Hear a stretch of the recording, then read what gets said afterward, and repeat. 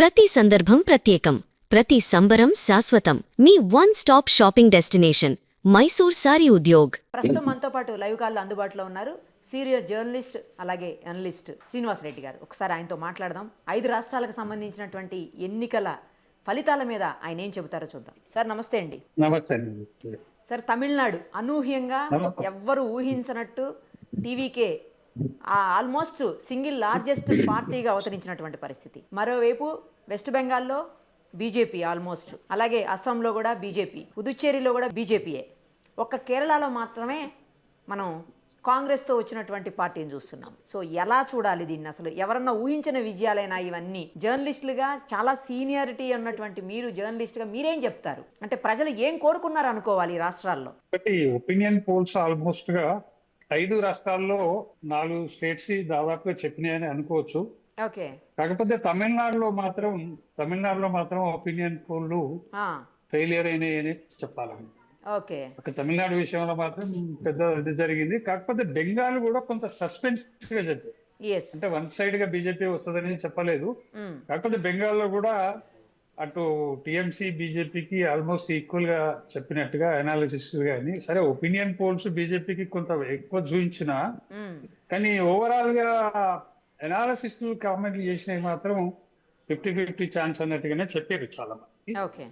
అది ఒక రకంగా బెంగాల్లో కూడా బీజేపీకి వన్ సైడ్ రిజల్ట్ అని చెప్పాలి. 170 క్రాస్ అయింది కాబట్టి డెఫినెట్లీ బీజేపీ గవర్నమెంట్ బెంగాల్లో ఏర్పడుతుంది అనేది ఖాయంగా కనపడుతుంది. ఇక వస్తే మనకు తమిళనాడే చాలా ఇంట్రెస్టింగ్, సర్ప్రైజింగ్ అని చెప్పాలి. 2 ఇంట్రెస్టింగ్ కూడా సర్ప్రైజింగ్ కూడా.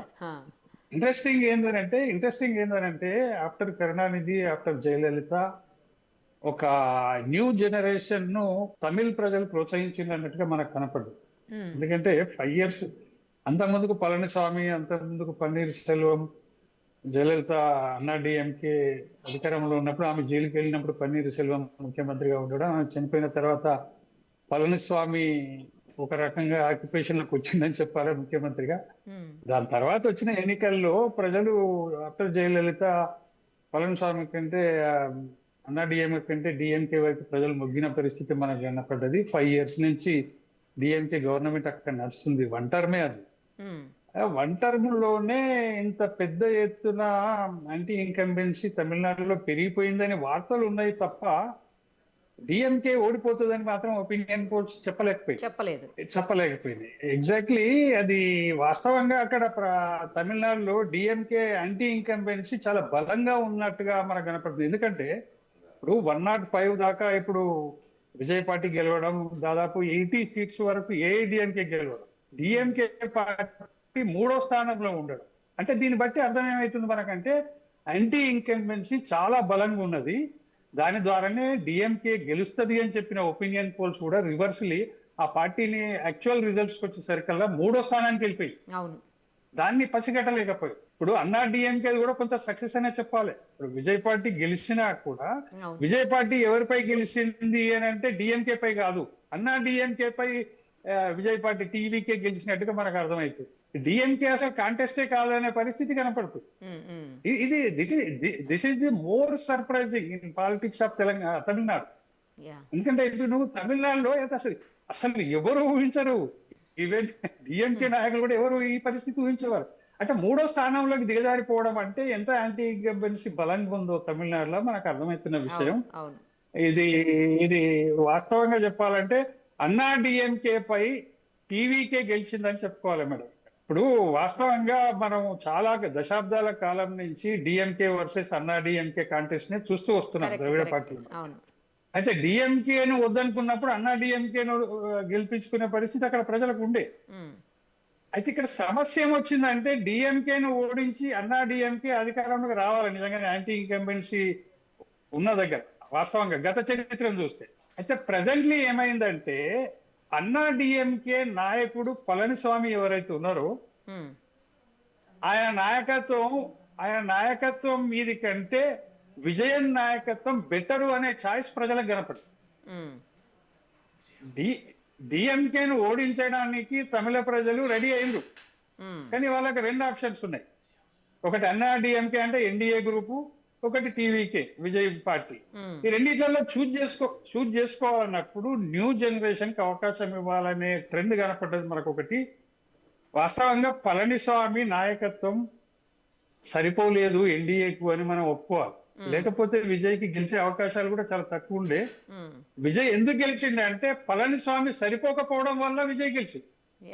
ఇక్కడ తప్పటడుగు మేడం, ఇక్కడికి ఒక ఇంట్రెస్టింగ్ పాయింట్ ఇంకొకటి మనం లోతుగా విశ్లేషణ చేస్తే ఏమర్థమవుతుందంటే బీజేపీ తప్పటడుగులే విజయ్ గెలుపుకు కారణమైనవి అని కూడా మనం పరోక్షంగా అర్థం చేసుకోవచ్చు.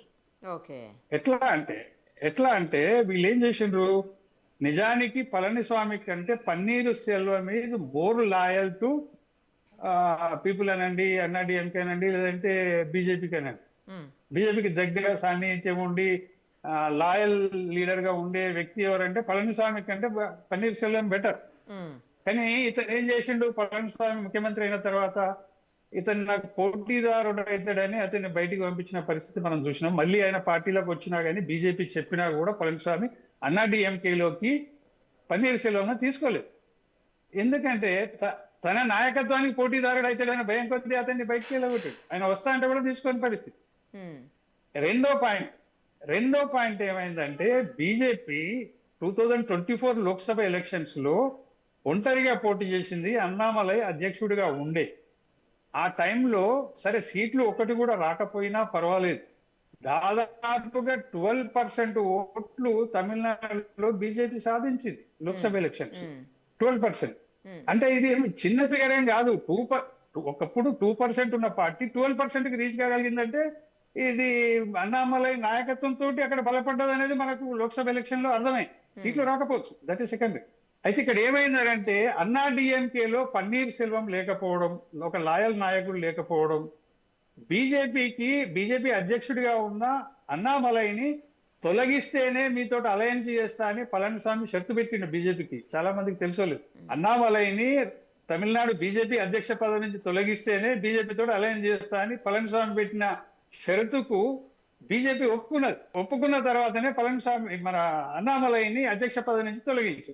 అన్నామలై అధ్యక్షుడు లేకపోవడం, పన్నీర్ సెల్వం అన్నాడీఎంకేలో లేకపోవడం, పళనిస్వామి నాయకత్వంలో పోటీ చేయడం వల్ల చాలా నష్టపోయింది. ఒకవేళ పన్నీర్ సెల్వం అన్నాడీఎంకేలోనే ఉంటే పన్నీర్ సెల్వం ద్వారా ప్రజలకు జయలలిత గుర్తొచ్చేది. ఎందుకంటే ఈ పన్నీర్ సెల్వం అనే అతను జయలలితకు మోర్ లాయల్. ఆమెనే 2 సార్లు అతన్ని ముఖ్యమంత్రి కూడా చేసింది మనకు తెలుసు. అటువంటి వ్యక్తిని బయటికి పంపించిన తర్వాత జయలలిత ఎందుకు గుర్తొస్తుందండి? గుర్తురాదు కదా ప్రజలకు. ఇంకొకటి మోర్ యంగ్ స్ట్రాంగ్ లీడర్ బీజేపీకి అన్నామలైని అధ్యక్ష పదవి నుంచి తొలగించారు. వీళ్ళిద్దరి మైనస్ వల్ల పళనిస్వామి వాళ్ళకు ప్రజలకు ఆనలే. విజయ్ ఈజ్ బెటర్ అనుకున్నారు ప్రజలు. పళనిస్వామి కంటే విజయ్ బెటర్ అనుకొని విజయ్ని గెలిపించినట్టుగా మనకు కనపడుతుంది. అయినా కూడా అన్నాడీఎంకే 2వ ప్లేస్ లో నిలబడ్డు. డిఎంకే ఏదైతే అధికార పార్టీ ఉందో అది 3వ స్థానానికి పోయి. ఇట్ ఈస్ క్లియర్ మ్యాండేట్ ఏంటంటే బీజేపీ తప్పటడుగులు అన్నాడీఎంకేకు మెజారిటీ తీసుకురాగలేకపోయింది. 80 స్థానాల దగ్గర అయిపోయింది. అదే విజయ్ని యాంటీ ఇన్కంబెన్సీ బలంగా ఉంది కాబట్టి పళనిస్వామి కంటే విజయ్ బెటర్ అనుకుని ప్రజలు టీవీకేకు పట్టం కట్టిందని చెప్పుకోవాలి. 105 సీట్లు రావచ్చు. సరే, ఇంకా రిజల్ట్ ఎండింగ్ వరకు కూడా కాస్త పెరిగినా పెరగొచ్చు. వాళ్ళకి కావాలేంది మేడం? Magic figure 117, 117. ఇప్పుడు వాళ్ళు 105 వరకు రీచ్ అయినట్టు. దాదాపు ఇంకొక 12 సీట్లు అయితే అతనికి సరిపోతుంది.